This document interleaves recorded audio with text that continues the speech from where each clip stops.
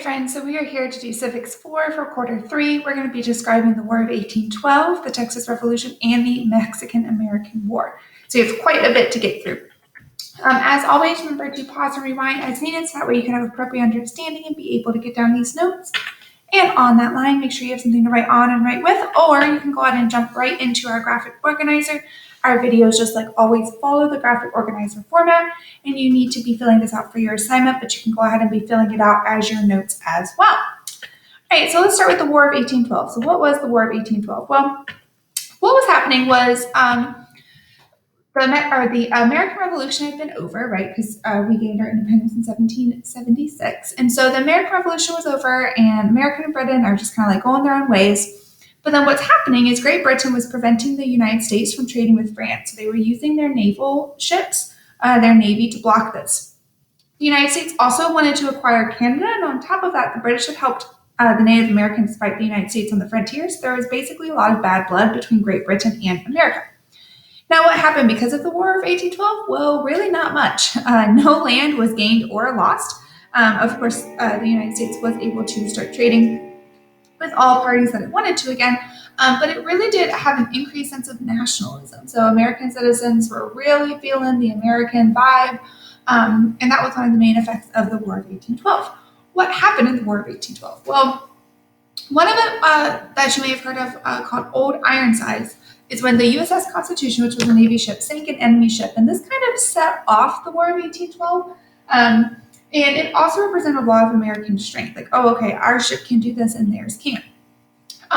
The Native Americans, like I said, often fought on the side of the British because the British were saying that they were going to help them gain their lands back and were going to overall improve their quality of life. And a huge Native American leader called Tecumseh was killed at the Battle of Thames.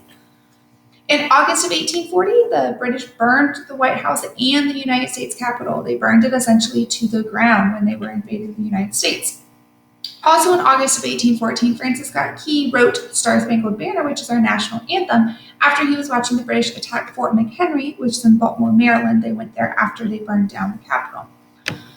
And then in December 1814, something that is a bit unusual perhaps when we think about it. So the New England states were very upset with the war because it was really taking a toll on them financially with their trade. They were so unhappy that they actually thought about leaving the Union.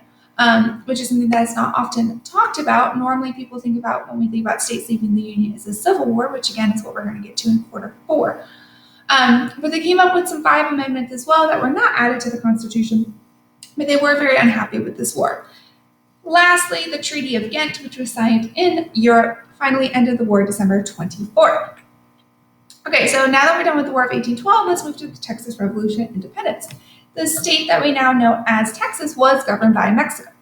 And there's a decree of April 6th that basically increased taxes on imports and had tougher immigration from the United States to Texas. And Texas did not like this. So Texas decided to gain their independence. I noticed that I did not capitalize Mexico. And so they gained independence from Mexico in April of 1836. However, now that they were called the Republic of Texas, they were very poor, very, very poor. They did not have enough money to run their government effectively. So they wanted to go ahead and be annexed into the United States. This caused quite a stir because when it was annexed or taken into the United States, it was a slave state. And so this upset the balance of free versus enslaved states. And this was one of the causes, or this kind of started to fuel the fire of the Civil War. Again, we're getting to that in quarter 4. However, even though we're saying that Texas is independent, well, Mexico had actually never officially recognized Texas as independent. So when America was like, hey, now this is ours, Mexico was like, no, it's not. And so that kind of prompted the Mexican-American War, especially over the idea of boundaries.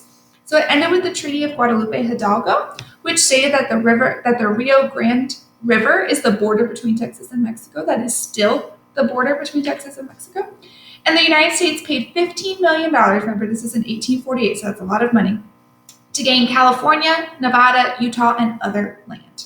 All right, go ahead and make sure that you're filling in those graphic organizer notes. Make sure that you share them with me and turn it into Canvas, and we'll utilize them on our Civics Mastery Check.